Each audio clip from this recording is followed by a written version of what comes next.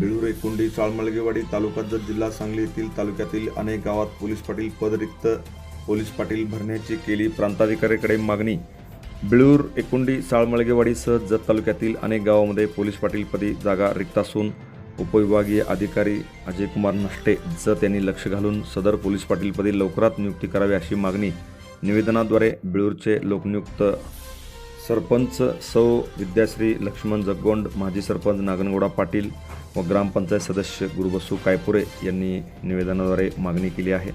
निवेदनात त्यांनी म्हटले आहे, बिळूर एकुंडी चाळमळगेवाडीसह जत तालुक्यातील अनेक गावांमध्ये पोलीस पाटील पदी जागा रिक्त असल्यामुळे कायदा व सुव्यवस्था प्रश्न निर्माण होऊ नये। पोलीस पाटील हा गावातील सर्व माहिती पोलीस स्टेशनला पुरवत असतो, त्यामुळे पोलिसावर असलेला ताण कमी होतो।